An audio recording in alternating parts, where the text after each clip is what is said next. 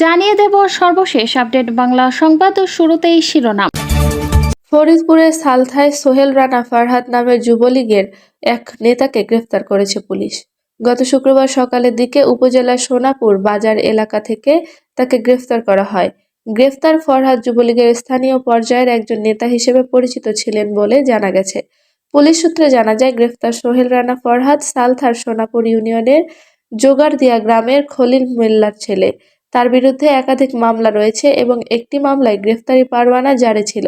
দীর্ঘদিন ধরে তিনি পলাতক ছিলেন। সালথা থানার ভারপ্রাপ্ত কর্মকর্তা মোহাম্মদ বাবলুর রহমান খান জানান, সোহেল রানা ফরহাদের নামে দায়ের করা একটি মামলায় আদালতে গ্রেফতারি পরোয়ানা ছিল। পাশাপাশি তার নামে আরও একাধিক মামলা বিচারাধীন। পরোয়ানার ভিত্তিতেই তাকে গ্রেফতার করা হয়েছে।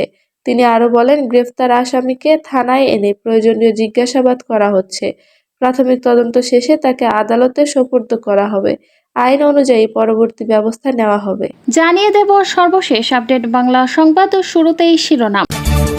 কুমিল্লা ৪ আসনের ঋণ খেলাপির অভিযোগে বাংলাদেশ জাতীয়তাবাদী দলের প্রার্থী মঞ্জুরুল আহসান মুন্সির মনোনয়নপত্র বাতিল ঘোষণা করেছে নির্বাচন কমিশন। গত শনিবার বিকেলে তার প্রার্থিত্ব বাতিলের রায় দেয় সংস্থাটি। এর আগে ঋণ খেলাপির অভিযোগ এনে মঞ্জুরুল আহসান মুন্সির মনোনয়নপত্র বাতিলে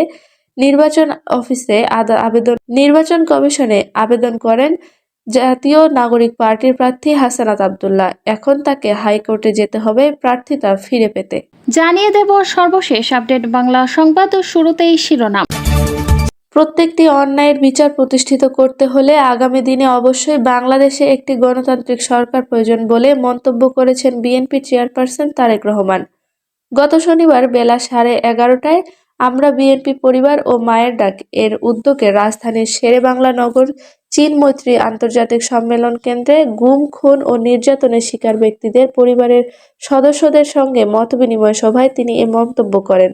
এ সময় তিনি বলেন, আবার যদি আমরা একটি দায়িত্বশীল গণতান্ত্রিক রাষ্ট্র এবং সরকার গঠনের সুযোগ হাতছাড়া করি, তাহলে গণতান্ত্রিক আন্দোলনের শহীদদের প্রতি জুলুম করা হবে, তাদের আত্মত্যাগের প্রতি অমর্যাদা করা হবে।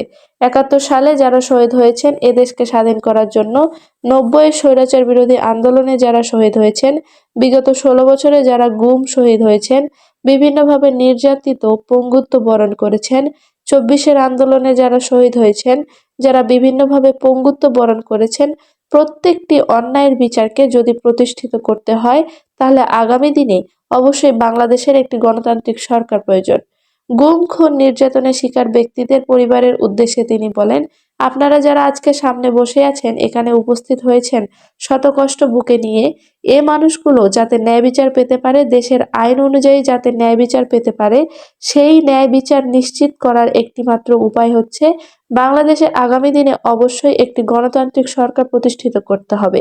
যে সরকার জনগণের আকাঙ্ক্ষা পূরণে কাজ করবে, যে সরকার মানুষের দ্বারা নির্যাতিত হয়েছেন, অত্যাচারিত হয়েছেন, তাদের প্রতি ন্যায় বিচার করবে। তারেক রহমান আরও বলেন, আসুন আমরা আজকে সেই শপথ গ্রহণ করি, আমরা আজকে সেই প্রত্যাশা করি। আপনাদের আজকে এখানে আসা, এখানে উপস্থিত হওয়া যাতে বৃথা না যায়। আপনাদের প্রতি যে অন্যায় হয়েছে সেই অন্যায়ের বিচার করতে যাতে হতে পারে, আপনারা যাতে ন্যায্যতা পেতে পারেন, সেই লক্ষ্যে যেন আমরা কাজ করি।